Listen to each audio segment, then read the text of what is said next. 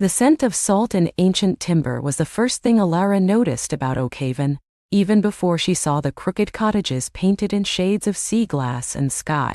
It clung to the air, a briny, comforting embrace that promised both wildness and peace. She'd driven 1,000 miles from the city, leaving behind the relentless hum of traffic and the ghosts of a life that no longer fit. Here, the loudest sound was the rhythmic whisper of the waves against the shore, a lullaby she hadn't realized her soul had been craving. Her new cottage, the Gull's Perch, was a charmingly eccentric affair.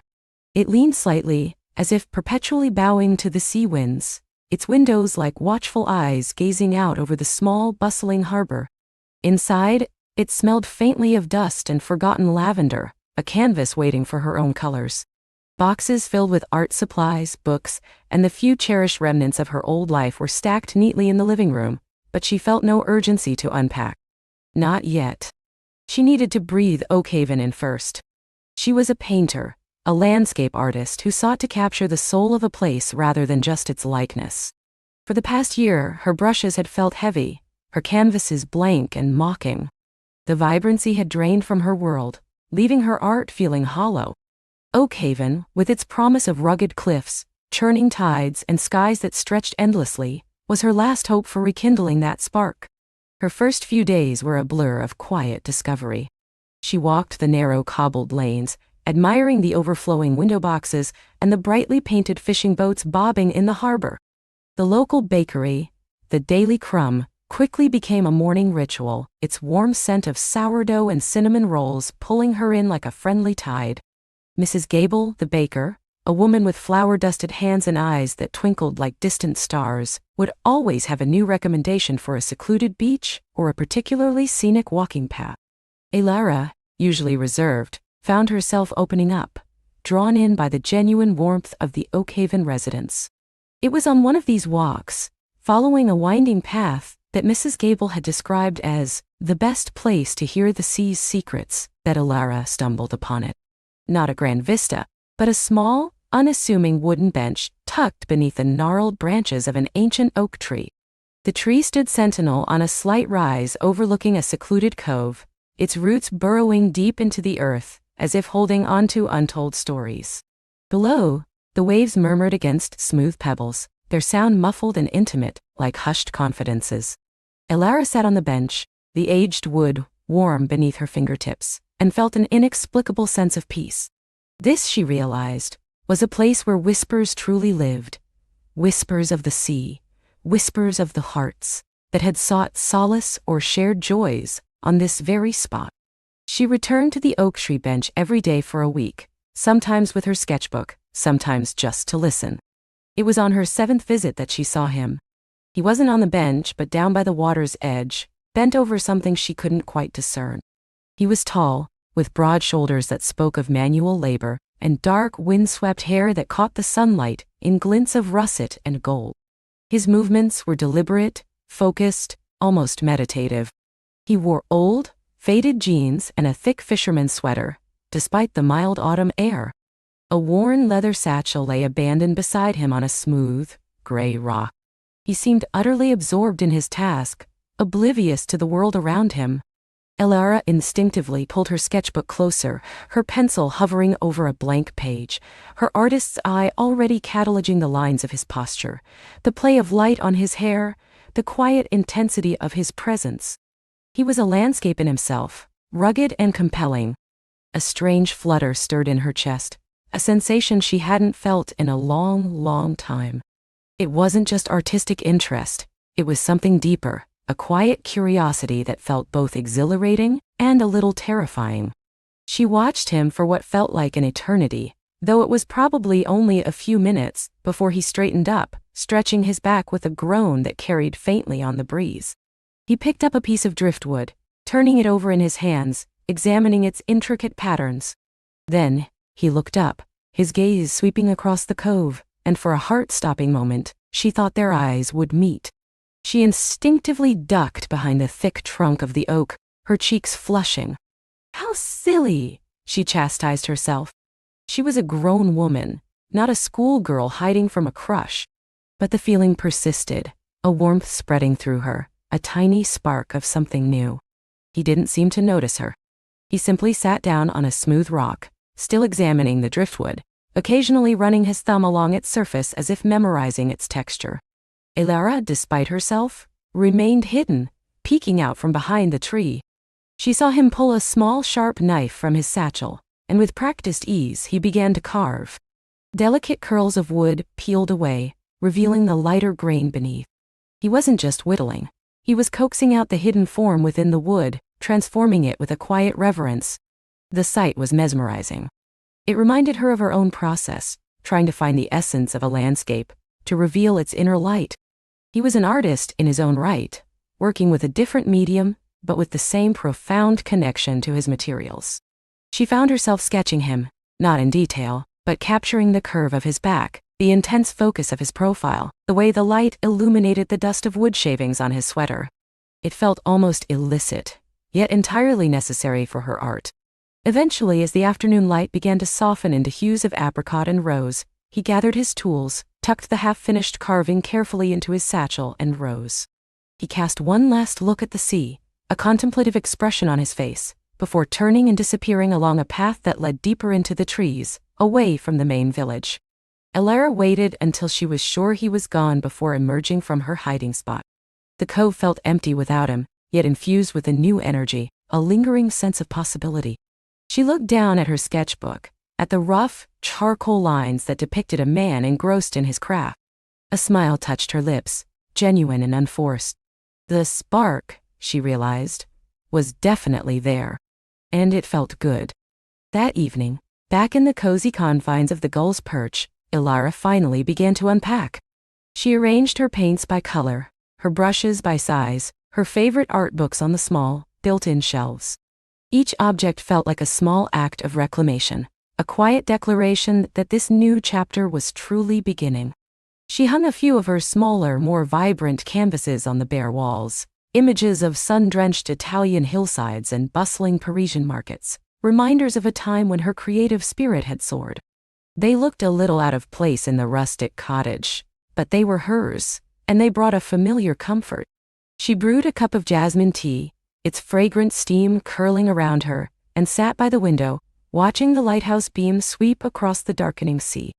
Oakhaven was a quiet town, but not a lonely one. There was a gentle rhythm to life here, an ebb and flow that mirrored the tides. She had exchanged the city's frantic energy for a profound sense of peace, a feeling of being cradled by nature.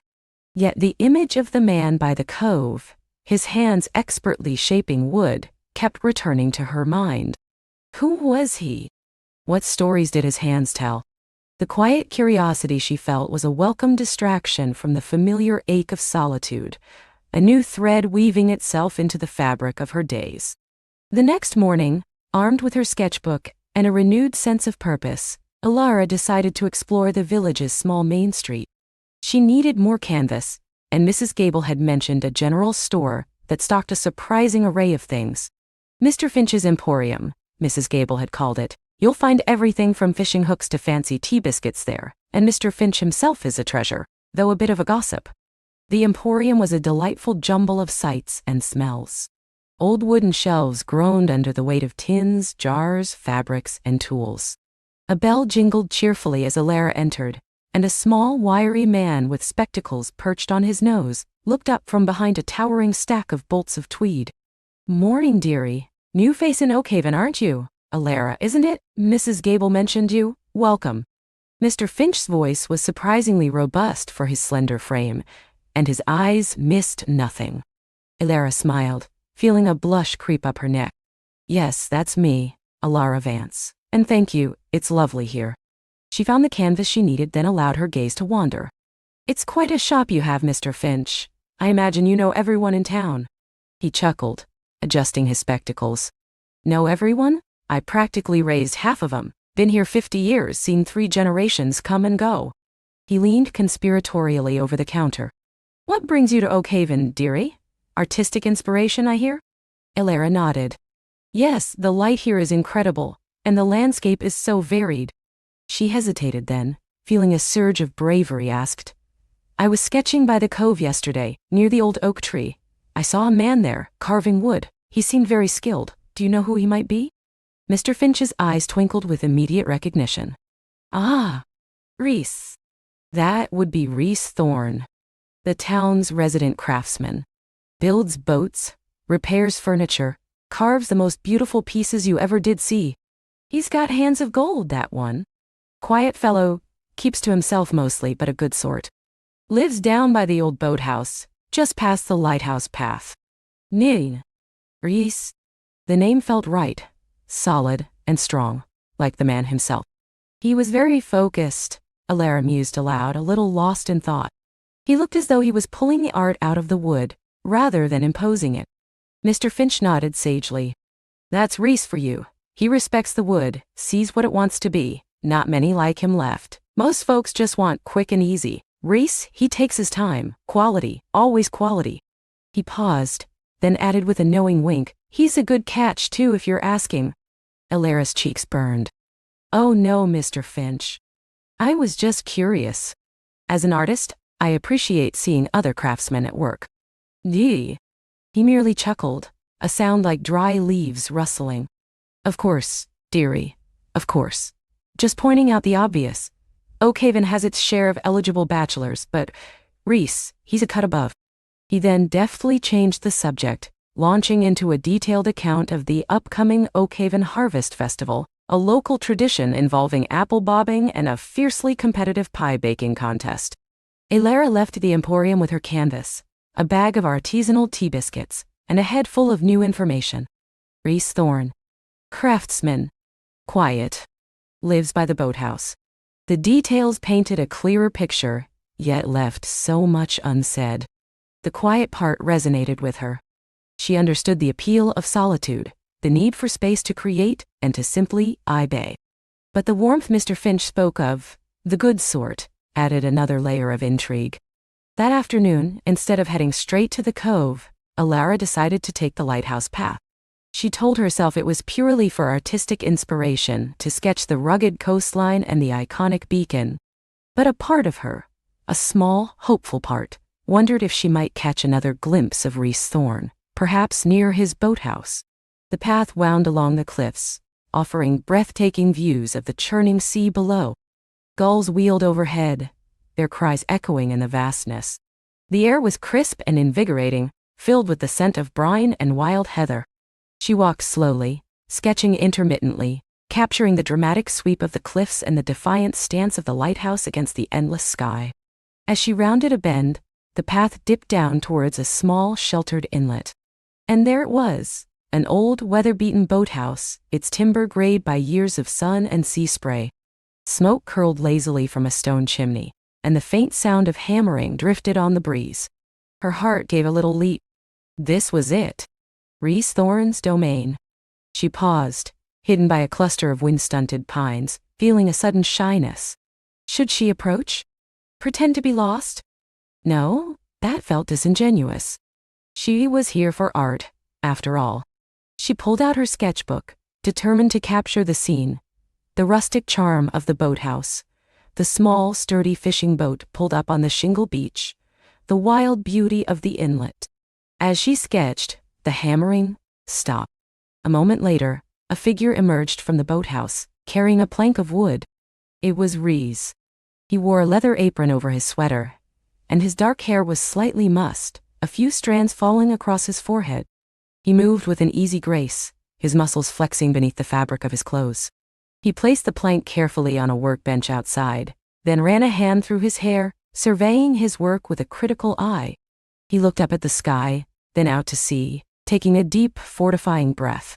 Alara watched him, mesmerized. He seemed so utterly at home in this rugged setting, a part of the landscape itself. Her pencil flew across the page, trying to capture not just his likeness, but the quiet strength that emanated from him, the connection he had to his craft and to the elements. She found herself smiling, a genuine, soft smile that reached her eyes. This was the kind of inspiration she had been yearning for, a spark of life that felt tangible and real. He turned, his gaze sweeping over the inlet, and this time there was no hiding. Their eyes met. For a long moment time seemed to stand still. His eyes, she realized, were the color of deep sea, flecked with lighter shades like sunlight on water. They held a quiet intensity, a gentle inquiry. A faint smile touched his lips, a slow, warm curve that sent a shiver down Alara's spine, a pleasant, unfamiliar tremor. He didn't look away, didn't seem surprised or annoyed by her presence. Just curious. Alara felt a flush creep up her neck, but she didn't duck her head this time. She met his gaze, a small, shy smile forming on her own lips. "Hello," she managed, her voice a little breathy. She gestured vaguely with her sketchbook. "I'm Alara. I'm an artist. I just moved into the Gull's Perch." He walked slowly towards her, his movements unhurried, his gaze still steady. "Hello, Alara," he said, his voice a low rumble, like distant thunder or the soft murmur of the waves. It was even more captivating than she'd imagined. "Reese Thorne, welcome to Oakhaven." He stopped a few feet from her, his presence warm and grounding. "I saw you by the cove the other day. You're quite good with a pencil." Alara's blush deepened. "You saw me? I thought I was being discreet." He chuckled, a rich, genuine sound that crinkled the corners of his eyes. "In Oakhaven, nothing stays discreet for long. Especially not a new face sketching the scenery.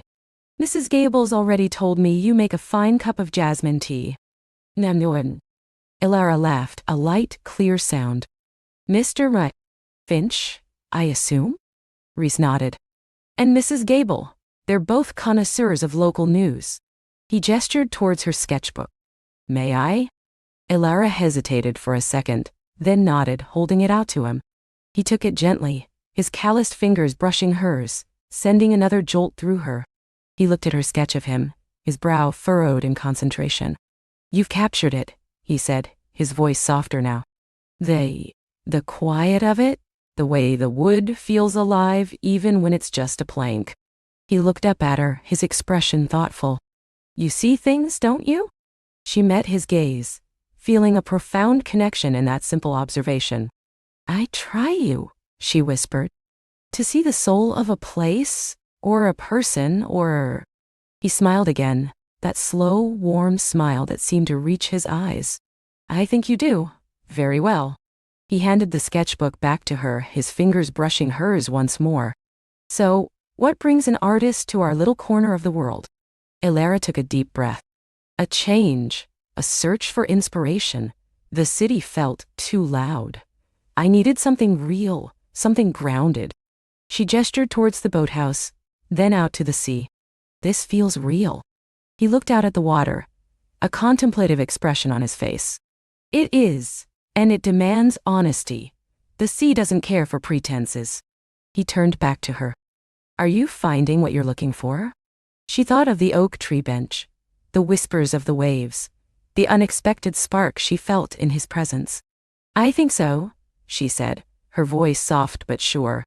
"I think I'm just beginning to." A comfortable silence settled between them, broken only by the cry of gulls and the gentle lapping of waves.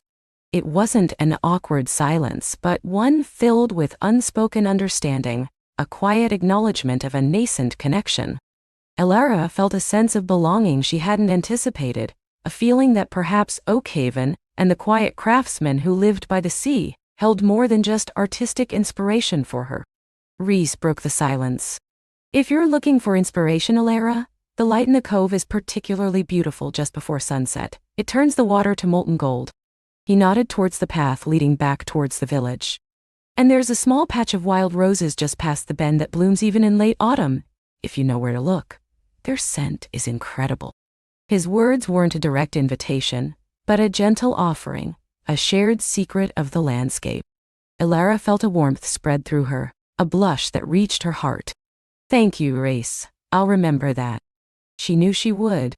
She would remember every word, every nuance of his voice, the way his eyes held hers. This unexpected encounter, under the vast Oakhaven sky, felt like the beginning of something truly special, a quiet melody playing just for her. She knew she should leave, let him get back to his work. But she found herself lingering, wanting to prolong the moment. "What are you working on?" she asked, gesturing towards the plank of wood on his workbench. He glanced at it. "A new rudder for old Captain Silas's fishing boat. And then, I have a commission for a special carving, a lighthouse, to to commemorate a family's history here. His eyes held a hint of passion as he spoke of his craft. It needs to feel sturdy, dependable, but also hold the light, like a beacon. Elara nodded, her artist's mind already visualizing the piece. I understand. It's not just wood, it's a story, a memory. Now, Maneni. He met her gaze, a shared understanding passing between them. Exactly. He paused and added, perhaps, if you're ever looking for a different perspective, you could sketch here. The inlet has its own particular light. It was an invitation, subtle but clear. A quiet opening. Elara's heart fluttered. I'd like that very much, Reese. Yum. Ayai. She smiled, a genuine radiant smile that made her eyes sparkle. Well, I should let you get back to your rudder. It was lovely meeting you properly, Risthorn. Yan. He gave her a slow, reassuring nod. You too, Elara Vance. And welcome again to Oakhaven. Yan Shiri. As she turned to walk away, a lightness filled her step. The path that had felt like a mere route before now felt charged with possibility. The air hummed with unspoken promise. She hadn't found just inspiration, she'd found a connection, a resonance with a man who saw the world with the same quiet depth as she did. The whispers under the ancient oak tree had found their voice, and they were speaking of something new, something beautiful, unfolding slowly and gently, like the tide coming in. She didn't look back, but she felt his gaze follow her until she rounded the bend, a warmth spreading through her that had nothing to do with the setting sun. Oakhaven, she realized, was far more than just a place to reignite her art. It was a place where her heart, long dormant, might just begin to bloom.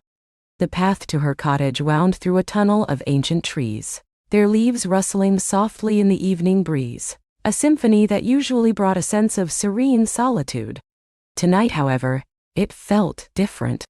Each rustle seemed to echo the quickened beat of her own heart, a rhythm that was both unfamiliar and exhilarating. Elara's fingers, still tingling faintly from the brush of his, traced the rough bark of an oak as she passed, a ghost of a smile playing on her lips. He had called her Elara. Not Ma'am or Mrs., but her name spoken with a quiet reverence that had resonated deep within her. And his eyes, they held a depth that spoke of stories untold, of a gentle soul that saw beyond the surface. For years, her world had been a canvas of muted tones, her emotions carefully contained. Her art a reflection of a life lived cautiously. But Oakhaven, and perhaps Daniel, were beginning to splash it with vibrant hues she hadn't known she was missing. When she reached her cottage, the porch light, a warm amber glow, seemed to welcome her with a new embrace. Inside, the familiar scent of lavender and old books usually brought comfort. Tonight, it felt like a sanctuary, a place to process the unexpected blossoming within her. She moved through the rooms, lighting candles, their soft flames dancing and casting long flickering shadows. Her easel stood in the corner, a half-finished landscape awaiting her touch. Usually, she'd be drawn to it immediately, eager to translate the day's observations into strokes of color. But tonight, her mind was not on the rolling hills or the shifting light of the sky. It was on the deep green of Daniel's eyes, the quiet strength in his voice, the way he had leaned in, as if sharing a secret with the ancient trees themselves. She made herself a cup of chamomile tea, its warmth a soothing balm against the subtle tremor in her hands. Settling into her favorite armchair by the window, she watched the moon ascend, painting the world in shades of silver and indigo. She thought of her past, of the passion that had once burned so brightly, only to be dimmed by a series of disappointments, both personal and professional. She had come to Oakhaven seeking to reignite her artistic flame, to find inspiration in its untouched beauty, to rebuild the quiet confidence that had eroded over time. She hadn't anticipated finding this, a stirring that felt less like inspiration for a painting and more like a melody for her soul. Closing her eyes, she replayed their conversation under the oak. His thoughtful questions about her art, his genuine interest, the way he had seemed to understand her unspoken feelings about the magic of the place. He hadn't tried to fill the silence, but simply existed within it, a comfortable presence. It was a rare quality, one she hadn't encountered in a very long time. Sleep came slowly that night, not because of restlessness, but because her mind was delightfully occupied. Dreams were a kaleidoscope of Oakhaven's vibrant flora and fauna, interwoven with glimpses of Daniel's kind smile and the profound stillness of the ancient oak. She awoke feeling refreshed, a lightness in her step that had been absent for too long. The morning sun streamed through her windows, illuminating dust motes dancing in the air, transforming the ordinary into something magical. She made coffee, the rich aroma filling the cottage, and decided to dedicate the morning to her art. She approached the canvas, a landscape of the valley stretching towards the distant mountains, but her brush hesitated. The colors she'd planned felt inadequate. The greens needed more depth, the blues more mystery, the light more warmth. She found herself reaching for richer pigments, imagining the way the sun had caught Daniel's hair, the subtle flicker in his eyes. It wasn't a conscious decision to paint him in, but rather, the feeling he had evoked was subtly influencing her interpretation of the landscape. Her strokes became bolder, more confident, imbued with a newfound energy. Hours slipped by, and she was lost in the creative flow, a state of grace she hadn't experienced in ages. It was exhilarating, a silent symphony of color and form. When her stomach rumbled, signaling lunchtime, she stepped back, surprised by the progress. The painting was alive, pulsing with a vibrancy she hadn't thought herself capable of. Oakhaven was indeed working its magic, and perhaps, so was Daniel. After a light lunch, Alara decided to explore more of the village. She needed art supplies, a specific shade of ochre, a finer brush. The general store, Oakhaven Provisions, was a quaint, rambling building that served as the heart of the community, selling everything from fresh produce to fishing tackle, and to her delight, a small but well-curated selection of art supplies. As she pushed open the creaky wooden door, the scent of fresh-baked bread mingled with coffee and something vaguely herbal. A bell tinkled overhead announcing her arrival. The store was bustling with a few locals chatting by the counter. Mrs. Gable, a woman with a quick smile and eyes that missed nothing, was behind the register, her silver hair pulled back in a neat bun. "Good afternoon, Alara," Mrs. Gable greeted, her voice warm.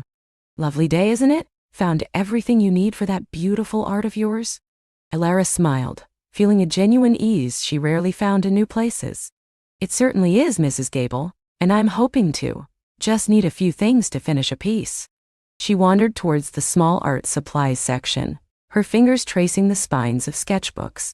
Suddenly, a familiar voice, deep and resonant, spoke from behind a shelf of canned goods. "Looking for something specific, Alara?" Her heart gave a little jolt. She turned to see Daniel emerging, a bag of what looked like flour in his hand, a hint of flour dust on his dark hair. He was wearing a soft, worn flannel shirt that made him look even more approachable. His smile was easy, crinkling the corners of his eyes.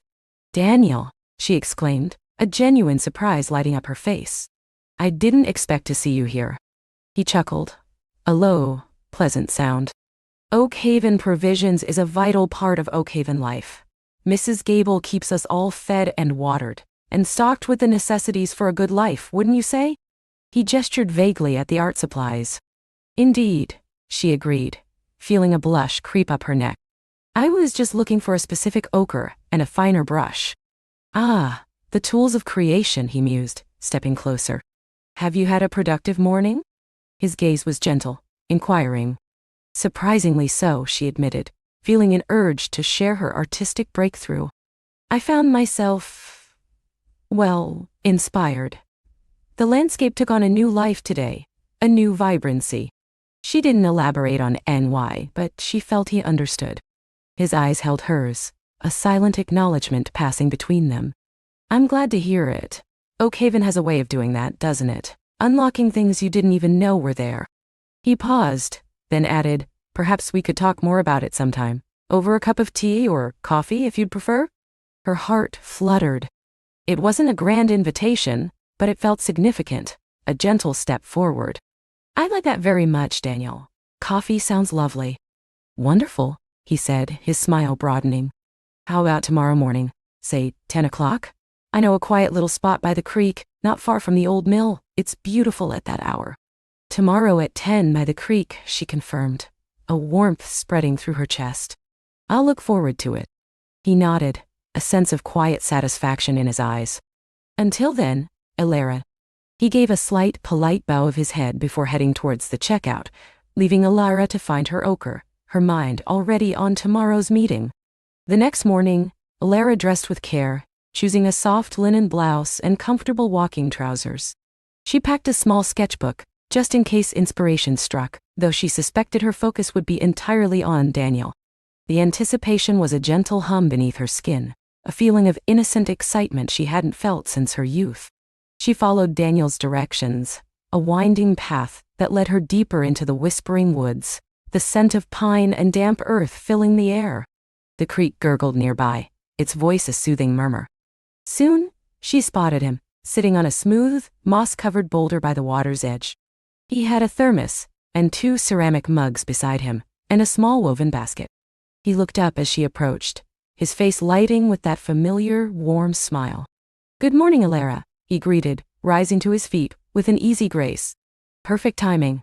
The coffee's still hot, and I brought some of Mrs. Gable's blueberry muffins." "That sounds wonderful," she said, her voice a little softer than usual. She settled onto a smaller rock opposite him, taking in the tranquil beauty of the spot. Sunlight dappled through the leaves, painting shifting patterns on the water. He poured her a mug of rich, dark coffee, the steam curling invitingly. "I thought you'd appreciate this spot. It's one of my favorites. The light here, it's always changing, always telling a different story." "It's breathtaking," she agreed, taking a sip of the delicious coffee. "Thank you for sharing it." She bit into a muffin. It was still warm, bursting with sweet blueberries. "These are incredible. Mrs. Gable's secret recipe," he said with a wink. "So, tell me, what new stories is Oakhaven telling you these days, through your art?" Alara found herself relaxing into his presence, the conversation flowing effortlessly. She described her renewed artistic vigor, the way the landscape felt less like a subject to be copied, and more like a living entity to be interpreted. She spoke of her past struggles, the feeling of her well of creativity running dry, and the fear that she might never find her way back to the passion that had once defined her. Daniel listened intently, his gaze unwavering, a profound understanding in his eyes. He didn't offer platitudes or empty advice. Instead, when she finished, he simply said, "Art is a journey, Alara, and sometimes the journey takes us through barren lands so that we can truly appreciate the lushness when we find it again. Perhaps Oakhaven is that lushness for you." "Perhaps," she whispered, feeling a profound sense of being seen. "And you, Daniel, what brought you to Oakhaven? What stories does it tell you?" He leaned back, his gaze drifting over the shimmering surface of the creek. "I came here for the quiet, for the connection to something real. I used to work in a city, in a field that demanded a lot, but gave little back to the soul. I realized I was losing touch with the things that truly mattered, the rhythm of the seasons, the simple beauty of nature, the peace of a small community." "So, you traded the city for the woods?" she prompted gently. He smiled, a wistful quality to it. "Something like that. My background is in environmental conservation. I found a small organization here that needed help with local land stewardship. It's not a glamorous job, but it feels right. It feels like I'm contributing to something lasting, something beautiful." "That's admirable, Daniel," she said, genuinely impressed. "To choose purpose over, well, whatever the city offered." "There's a different kind of wealth here," he explained, picking up a smooth, flat stone and skipping it across the water. "A richness of spirit. I help maintain the trails, monitor the wildlife, work with the community to protect Oakhaven's natural heritage. And in return, Oakhaven offers me a quiet solitude, a sense of belonging I hadn't realized I crave." They talked for hours, the creek flowing past them like time itself. They discovered shared loves for old books, for the scent of rain on dry earth. He spoke of his passion for the ancient oak, explaining how it was a keystone species, supporting an entire ecosystem, a living testament to resilience and interconnectedness.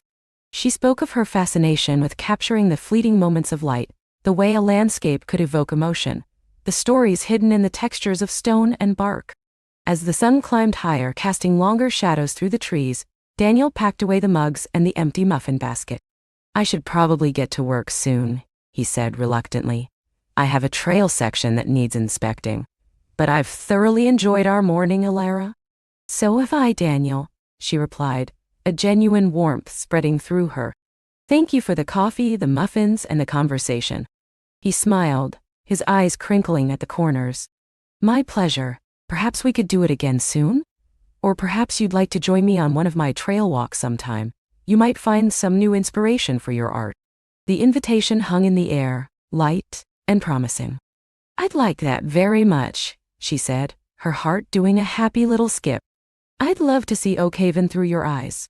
Over the next few weeks their connection deepened, woven into the fabric of Oakhaven life. Alara found herself looking forward to their chance encounters at Oakhaven Provisions or their planned excursions.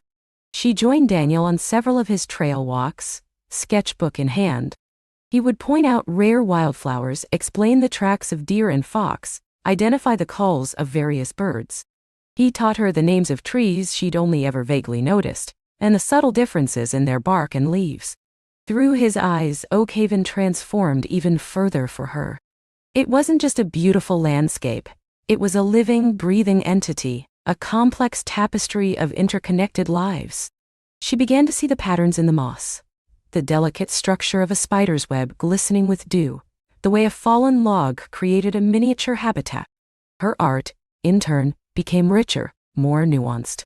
She started incorporating smaller, more intricate details into her large landscapes, capturing the very essence of Oakhaven's vibrant ecosystem. Her palette grew bolder, her strokes more confident, reflecting the blossoming confidence in her own heart. One particular golden afternoon, they were walking along a less traveled path that led to a secluded meadow, filled with wildflowers swaying gently in the breeze. Daniel was explaining the importance of native plant species when he paused, stooping to examine a cluster of tiny, delicate purple flowers. These are rare around here, he murmured, his voice soft with reverence. Violet wood sorrel, they're very sensitive to changes in their environment. He carefully cupped one in his palm, his thumb gently stroking a petal. Every little piece matters, doesn't it? Every little flower, every tiny insect, they all play a part in the grand design. Alara watched him, a profound sense of affection washing over her. His passion for the natural world was infectious, and his gentle respect for even the smallest life forms resonated deeply with her own artistic reverence for beauty. It does, she agreed softly. It makes you realize how interconnected everything is, how even the smallest gesture can have a ripple effect. He looked up, meeting her gaze, a thoughtful expression in his eyes. Indeed, like the ripple a single stone can make in a quiet pond, or the way a kind word can change the course of someone's day. The air between them crackled with an unspoken understanding. It wasn't just about wildflowers anymore. It was about the subtle, beautiful impact they were having on each other. They spent the rest of the afternoon in the meadow, Alara sketching the wildflowers, Daniel pointing out constellations of insects, sharing stories of his childhood spent exploring woods near his grandparents' farm. He spoke of a beloved grandmother who had taught him to identify plants and birds, instilling in him a deep love for nature. Alara, in turn, shared anecdotes about her art school days, the eccentric professors, the thrill of her first exhibition. She found herself opening up to him in ways she hadn't to anyone in years, revealing vulnerabilities and dreams she'd kept guarded. As the sun began to dip below the horizon, painting the sky in fiery oranges and soft purples, a comfortable silence settled between them. The air grew cooler, carrying the scent of pine and damp earth. Daniel stood up, offering Alara a hand. Their fingers intertwined, a touch that lingered longer than necessary, sending a warm current through her. Thank you for today, Daniel, she said, her voice a little husky. It was beautiful. Every day spent with you is beautiful, Alara, he replied, his gaze warm and direct. The simple honesty of his words sent a flush through her. They walked back towards the village, the path illuminated by the soft glow of twilight. The ancient oak tree, their first meeting place, loomed ahead, its branches reaching towards the darkening sky like protective arms. As they passed beneath its massive canopy, Daniel paused, turning to face her. Alara, he began, his voice dropping to a low, earnest tone. I know we haven't known each other long, but I feel something with you. Something special, like finding a rare bloom in the wilderness, something precious that needs to be cherished. Her breath caught in her throat. Her heart beat a rapid tattoo against her ribs. She looked up at him, her eyes reflecting the last remnants of twilight. His sincerity was undeniable, profound. "I feel it too, Daniel," she confessed, her voice barely a whisper. "It's unexpected and wonderful." He reached out, his hand gently cupping her cheek, his thumb stroking softly. His touch was warm, reassuring, sending shivers down her spine. "May I?" he asked, his eyes searching hers, a question unspoken but clear. Elara leaned into his touch, her eyes closing for a moment, savoring the feeling. When she opened them, she met his gaze, a silent invitation in her own. He leaned in slowly, giving her every opportunity to pull away. But she didn't. Her hand reached up, resting on his arm, feeling the solid warmth of him. His lips, soft and tender, met hers in a kiss that was as gentle and profound as the ancient oak under which they stood. It was a kiss that spoke of quiet promises, of burgeoning hope, of a connection that felt as natural and inevitable as the changing seasons. It was not a kiss of fiery passion, but one of deep affection, of two souls recognizing a kindred spirit. When they finally broke apart, it was with a shared sigh, a lingering closeness that felt utterly right. The world around them seemed to hum with a newfound energy, the whispers of the ancient oak now singing a joyful melody. Elara's heart, which she had thought long dormant, was not just blooming, it was unfurling its petals to the sun, vibrant and alive. "Elara," he whispered, his forehead resting against hers. "I feel like I've known you for a lifetime." "Me too, Daniel," she replied, a tear of pure happiness tracing a path down her cheek. "Me too." They walked the rest of the way to her cottage in a comfortable silence, their hands clasped, the warmth of his touch a steadying presence. When they reached her porch, Daniel squeezed her hand. "Good night, Elara," he said, his voice soft, full of emotion. "Dream beautiful dreams." "You too, Daniel," she responded, her gaze lingering on his. He waited until she was inside, watching through the window as he turned and walked down the path, his silhouette disappearing into the deepening twilight. She pressed her hand to her lips, still feeling the ghost of his kiss. Oakhaven, she knew now, was not just a place for her art to flourish. It was a place where her heart had found a home, where a love as gentle and enduring as the ancient trees themselves was slowly, beautifully taking root. And she knew, with a certainty that settled deep in her soul, that this was just the beginning. The story of Elara and Daniel, woven into the very fabric of Oakhaven, was just truly starting to unfold. The next morning, the air in Elara's cottage felt different, charged with a quiet energy that hummed beneath the usual sounds of birdsong and the rustle of leaves. She woke early, a smile already curving her lips before her eyes even opened. The memory of Daniel's kiss was as vivid as if it had just happened, a warmth blooming in her chest. She stretched, feeling a lightness she hadn't experienced in years, a sense of rightness that resonated deep within her bones. Later, over a mug of herbal tea, Elara found herself sketching, not the ancient trees or the quaint village lanes, but abstract shapes that swirled and intertwined, infused with the colors of dawn and dusk, the deep greens of the forest, and the warm golds of candlelight. It was a new direction for her art, inspired by the feeling of connection, of two souls beginning to merge. She titled the nascent piece, Oakhaven Embrace. A gentle knock on her door startled her. It was Daniel, holding a small woven basket. His usually reserved eyes held a spark of gentle anticipation. "Good morning, Elara," he said, his voice a soft melody. "I brought you some fresh berries from my garden and a loaf of Mrs. Henderson's sourdough. Thought you might like a proper breakfast." Her heart fluttered. It was such a simple gesture, yet so profound. It wasn't just food, it was care, an invitation to a shared moment. "Daniel, that's so thoughtful, come in please." He stepped inside, his gaze sweeping over her small, art-filled living space, lingering for a moment on her easel.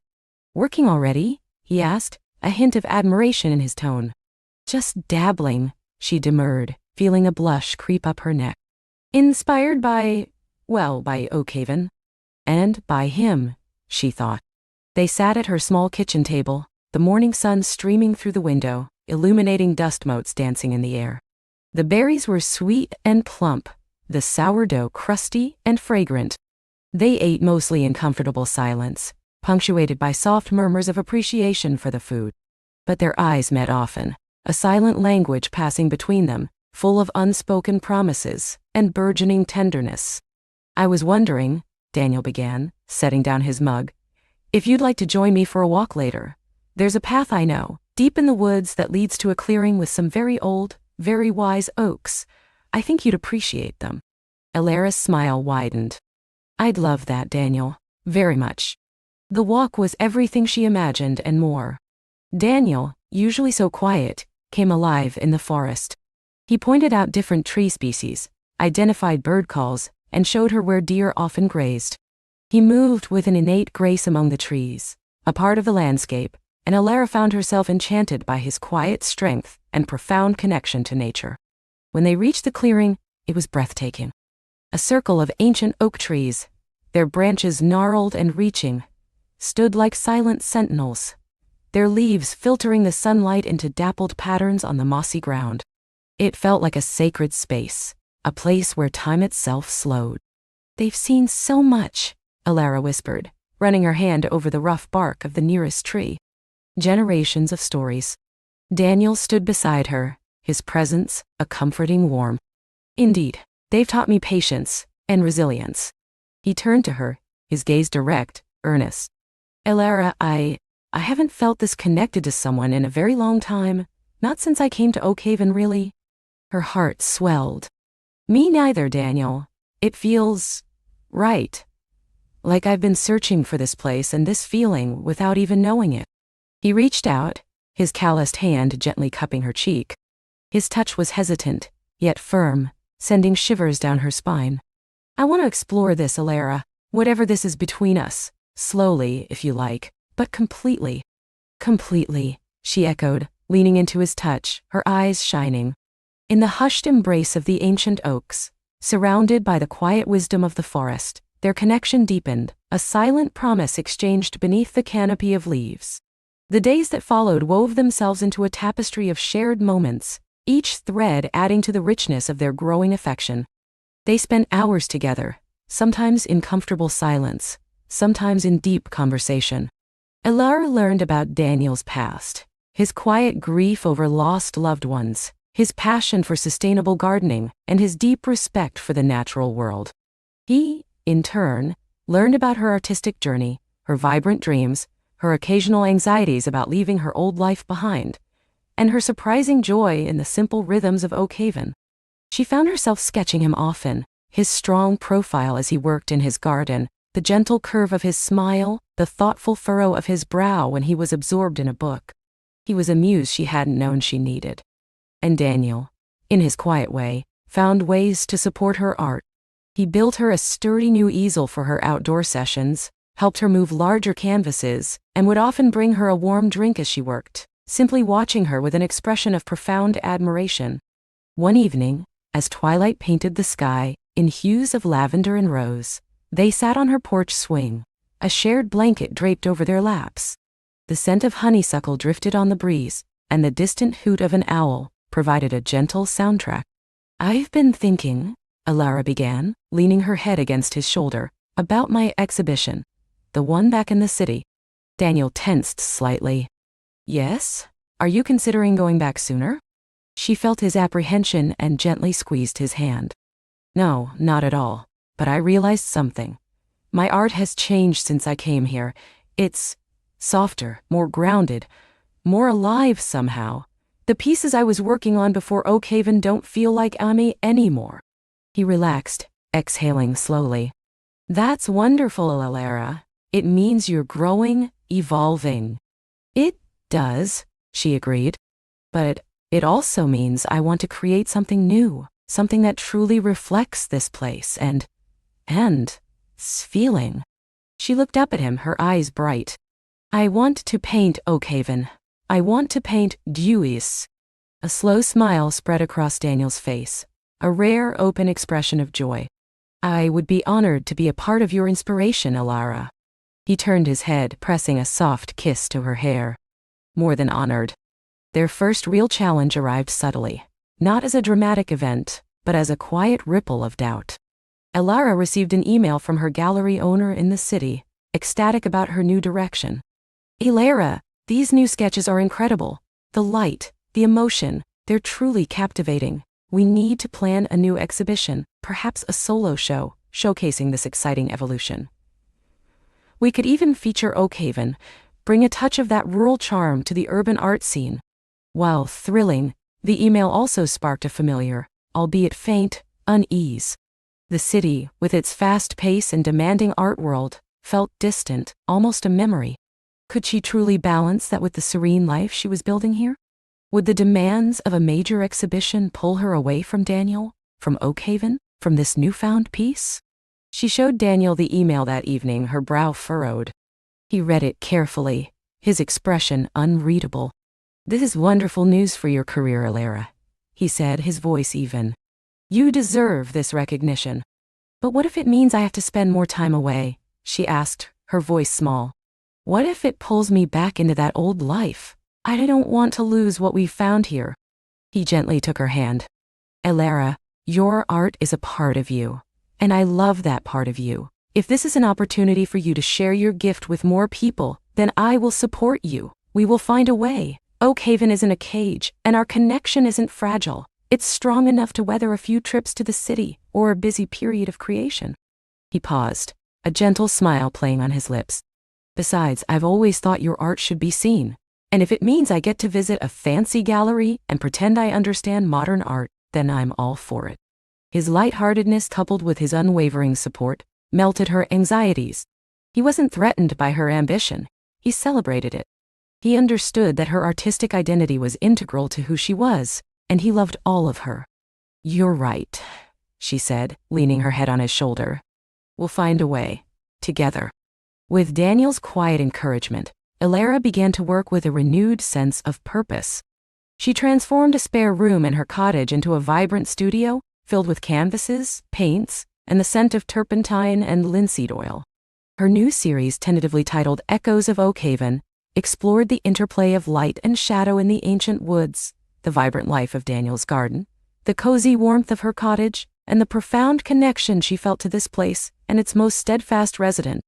She painted Daniel, too, in a series of intimate portraits. Daniel pruning roses, his brow furrowed in concentration.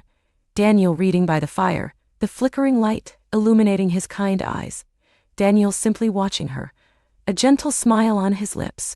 These weren't for public display, but for her, a testament to the love blossoming between them. One crisp autumn afternoon, as the leaves turned to fiery hues of crimson and gold, Daniel brought a picnic basket to her studio. She was lost in a painting, trying to capture the ethereal glow of a late afternoon sunbeam, filtering through a dense canopy of leaves. "Elara," he murmured, his voice soft. "You've been at it for hours. Come, breathe some fresh air." She looked up, a smudge of green paint on her cheek, her eyes bright with creative energy. "Oh, Daniel, I just can't stop. It feels like the paintings are painting themselves." He smiled, a deep warmth in his gaze.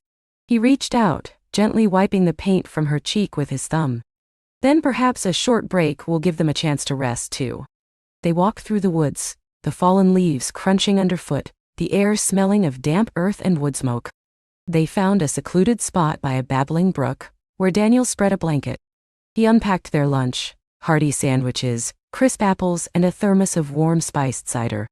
As they ate, their conversation flowed effortlessly, moving from the changing seasons to their shared dreams. Elara spoke of her desire to eventually teach art workshops in Oakhaven, to share the inspiration of the village with others. Daniel spoke of expanding his nursery, perhaps cultivating rare native plants to help preserve the local ecosystem. "It feels like everything is falling into place, doesn't it?" Elara mused, leaning her head on his shoulder as they watched the sunlight dance on the water. "It does," Daniel agreed, his voice a low rumble. He turned to her, his eyes serious, yet full of a tender light. "Elara, I can't imagine my life without you in it anymore. Oakhaven feels more vibrant, more complete with you here. My home, my life. It feels like it finally has its missing piece. Her heart skipped a beat. She lifted her head, meeting his gaze. Daniel, I feel the same. This cottage, this village, this is home. Truly home, in a way no other place ever has been. He reached into his pocket, his hand trembling slightly. He pulled out a small wooden box, intricately carved with a delicate oak leaf design. Ilara's breath hitched. He opened the box. Inside, nestled on a bed of velvet, was a simple silver ring. It wasn't flashy or ostentatious. It was elegant, with a tiny, exquisitely detailed oak leaf sculpted into its band, and a single, small, luminous moonstone set into its center. My grandmother wore this, Daniel said, his voice thick with emotion. She loved Oakhaven more than anyone I knew. And she always said the moonstone represented intuition, and the quiet strength of enduring love, like the moonlight that guides us through the darkest nights. I can't think of anyone else who embodies that spirit more than you, Ilara. He took her hand, his thumb tracing the lines of her palm. Ilara Maeve Carter, will you do me the honor of building a life with me? Will you marry me and let our roots intertwine here, forever, in Oakhaven? Tears welled in Ilara's eyes, blurring the golden leaves around them. This wasn't just a proposal. It was a testament to the deep, quiet love that had taken root between them, nurtured by the ancient wisdom of Oakhaven. It was a promise of a future woven into the very fabric of this magical place. Yes, Daniel, she whispered, her voice choked with emotion. 1,000 times yes. He slid the ring onto her finger. It fit perfectly, feeling as if it had always belonged there. The moonstone glowed softly, reflecting the light of their shared joy. He pulled her into a tender embrace, holding her close, and Ilara felt a profound sense of peace settle over her. She was home, truly, deeply home. The news of their engagement spread through Oakhaven like wildfire, met with genuine warmth and delight. Mrs. Henderson baked them a congratulatory cake. Mr. Abernathy, the village carpenter, offered to build them a custom dining table, and even the usually stoic Mr. Fitzwilliam, the librarian, offered a rare smile and a book of poetry. The community, which had initially welcomed Ilara as an outsider, now embraced her fully, seeing her not just as an artist, but as Daniel's future wife, a true Oakhaven resident. Planning a wedding in Oakhaven was a joyful, communal affair. Ilara, with her artistic eye, envisioned a celebration that was deeply connected to nature, simple, yet elegant. Daniel, in his practical way, ensured every detail was thoughtfully considered. They decided on a late spring wedding, when Oakhaven would be bursting with new life. Ilara designed her own wedding dress, a flowing gown of cream linen, embroidered with delicate patterns of oak leaves and tiny wildflowers, reminiscent of the forest floor. Daniel, with the help of his friends, built a beautiful wooden arch, entwined with climbing roses from his garden, for their ceremony in the clearing of ancient oaks. Her city gallery owner, enchanted by the story of Oakhaven and Ilara's blossoming love, offered to host a pre-wedding exhibition of her Echoes of Oakhaven series. It was a resounding success. Critics lauded her newfound depth and emotional resonance, praising her ability to capture the soul of a place. But for Ilara, the greatest triumph was seeing Daniel, quiet and proud, standing by her side at the opening night, his hand a warm presence at her back. He wasn't just supporting her, he was a part of her art, her inspiration, her home. The wedding day dawned clear and bright, a perfect Oakhaven spring day. The air was filled with the scent of blossoming flowers and damp earth, and the cheerful chirping of birds. Ilara, dressed in her cottage, surrounded by the loving chatter of a few close friends she had made in the village. Her heart was a kaleidoscope of emotions, excitement, joy, a deep, abiding love. When she walked down the aisle, a path carpeted with moss and fallen petals, towards the clearing where Daniel waited beneath the rose-covered arch, it felt like a dream. Daniel, usually so composed, looked utterly captivated, his eyes shining with unshed tears as he watched her approach. Their vows were simple, heartfelt promises of enduring love, partnership, and a shared future rooted in Oakhaven. As they exchanged rings, the moonstone on Ilara's finger seemed to pulse with a soft inner light. They sealed their vows with a kiss, a tender, profound kiss that spoke of all the silent promises made, all the dreams shared, all the love that had brought them to this beautiful moment. The reception was held in Daniel's expansive garden, transformed into a magical space with strings of fairy lights, communal tables laden with local produce, and the gentle strains of folk music played by local musicians. Laughter and conversation mingled with the scent of blooming flowers, creating an atmosphere of pure, unadulterated joy. As the evening deepened, Elira found herself pulling Daniel away from the lively crowd, leading him to a quiet bench nestled beneath a weeping willow. The moon, full and luminous, cast a silvery glow over the garden. "It's perfect, Daniel," she whispered, leaning her head on his shoulder, her hand intertwined with his. "More perfect than I ever could have imagined." He squeezed her hand. "You are perfect, Elira, my beautiful, vibrant artist, my wife." The word felt like a warm embrace, settling deep in her soul. "I used to think my life had to be grand, filled with city lights and big achievements," she confessed, her gaze sweeping over the peaceful garden. "But this quiet, gentle love, this beautiful place, this community, it's more fulfilling than anything I ever chased before." "We found our own kind of grandness, didn't we?" Daniel mused, his voice soft. "A grandness of the heart, rooted deep in the earth." They spent their honeymoon exploring the hidden corners of Oak Haven and its surrounding forests, rediscovering its magic through each other's eyes. They hiked to secret waterfalls, picnicked in sun-dappled meadows, and spent long, quiet evenings by the fire, simply reading or talking, their hands always finding each other. Life settled into a beautiful rhythm. Elira continued to paint, her art evolving with each passing season, each shared moment with Daniel. Her studio became a hub of creativity, and she eventually started offering small workshops to local enthusiasts, sharing her passion for capturing Oak Haven's essence. Daniel's nursery thrived, his expertise and dedication drawing visitors from beyond the village. He expanded his collection of native plants, creating a sanctuary for local flora and fauna, often with Elira's artistic input on design and layout. Their cottages, once separate havens, slowly began to merge.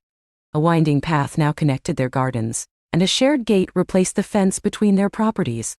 Elira often found herself waking in Daniel's comfortable bed, the scent of earth and rosemary lingering on his pillow, and Daniel would often start his day with a cup of tea in Elira's sun-drenched kitchen, watching her sketch.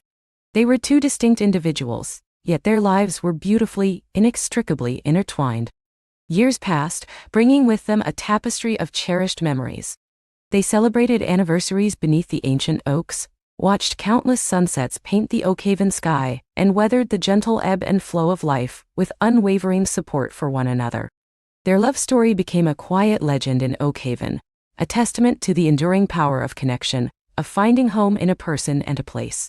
One late autumn evening, many years after that first hesitant kiss, Elira and Daniel sat on the porch swing of what was now undeniably our home. The air was crisp, carrying the scent of wood smoke and damp leaves.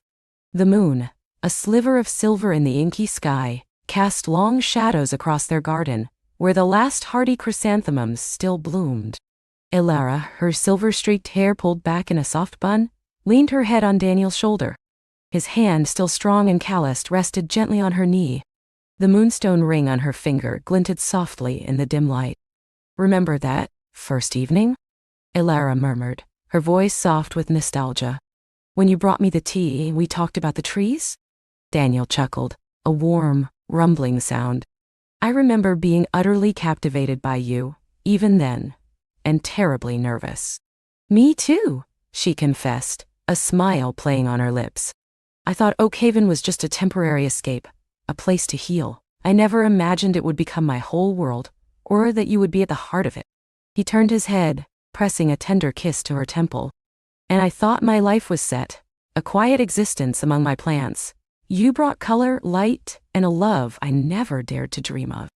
They sat in comfortable silence for a long moment, simply breathing each other in, feeling the profound peace of their shared life. The crickets chirped their nightly symphony, and a distant owl hooted, a familiar lullaby. "You know," Elira said, breaking the silence. Daniel looked at her, a question in his eyes. She smiled. a radiant, knowing smile. Because our embrace, our story is still unfolding, Daniel. Every day, every season, it deepens, it changes, it grows. It's a living work of art and it's far from finished. He tightened his arm around her, pulling her closer. Then let's keep painting it, my love, he whispered, his voice thick with emotion. Together, forever. And as the moonlight bathed Oakhaven in its gentle glow, Alara closed her eyes, feeling the warmth of Daniel's embrace, the quiet strength of his love, and the enduring magic of the home they had built together. It was a love story as timeless as the ancient oaks themselves, a masterpiece still being painted, one beautiful, heartwarming brushstroke at a time.